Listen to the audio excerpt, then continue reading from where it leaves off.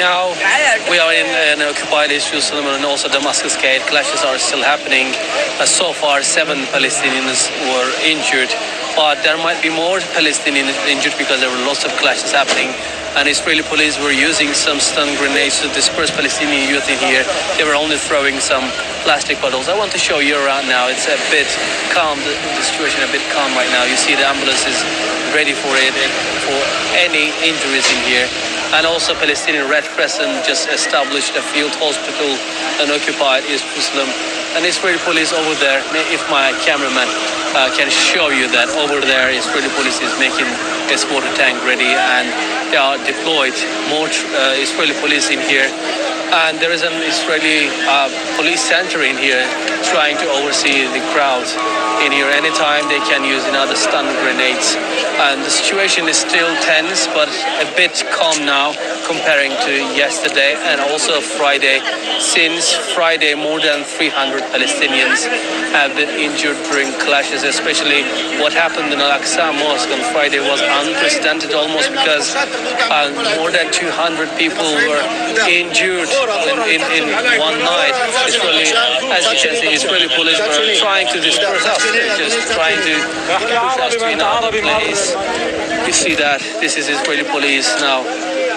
This place is Kamal is under Israeli occupation since 1967. I think what's happening here, if we give an analysis, a bit of analysis, what we can say that what's happening in here is just reminding us again that there is an occupation in this city now. It's under Israeli occupation since 1967.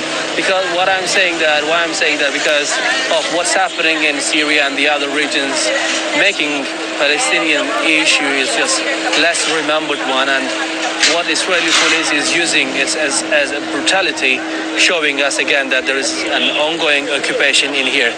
Not only in here in Damascus Gate, what's happening in Sheikh Jarrah also is a very big issue, because what sparked all issues is Sheikh Jarrah.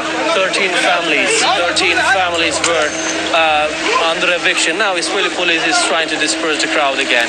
Anytime, Kamal, I told you, anytime. We are also under threat because of Israeli police brutality. I'm wearing my helmet and my stuff.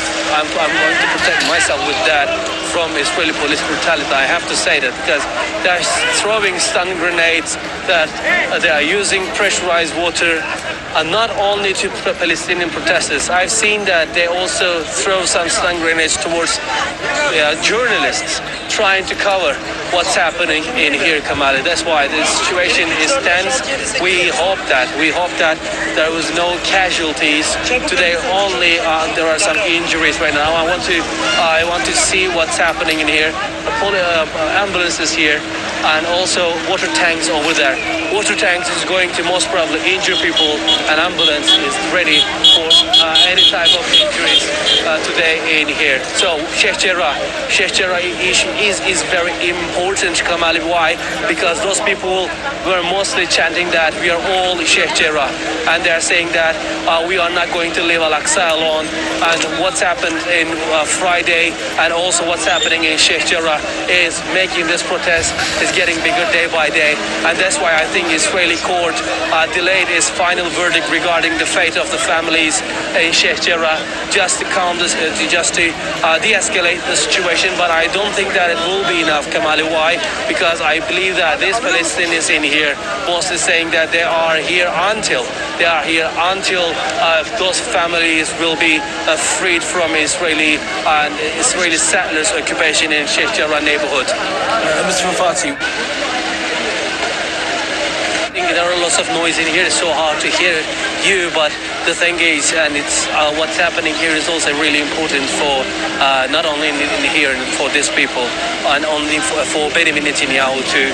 And I think what Benjamin Netanyahu said today was important, Kamali. Why? Because he was saying that Jerusalem is theirs. He said that Jerusalem is Israel's capital, and he said that we are going to keep building. I think it was a provocation. Rather than he could have said something for the escalation, but rather he said that Jerusalem is ours. I think it was a very big provocation. And also tomorrow, Kamal, we will see some Israeli settlers flocking here, and they're going to go to Western Wall, and most probably they're going to use this road. If they keep staying here until tonight, as if happening tonight, tomorrow, most probably we'll see more clashes. I think Palestinians will understand it as a provocation. And I want to remind you again, this place is under occupation, under Israeli occupation since 1967, and Israeli police are using unfortunate brutality, Kamal, because we also have to save ourselves from this possible Israeli brutality. They're using stun grenades even to those journalists. I want to show you where those journalists are mostly staying. I want to show you where are they now.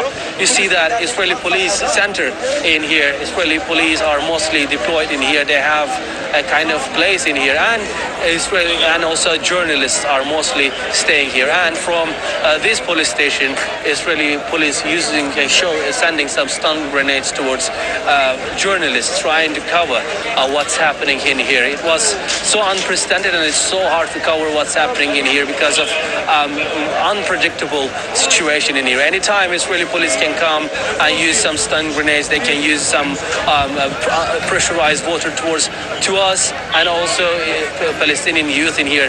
What do they have? Only plastic bottles, and in front of them they have fully equipped Israeli police. They have stun grenades, they have machine guns, they have rubber coated steel bullets, and they have pressurized water, and that's the situation.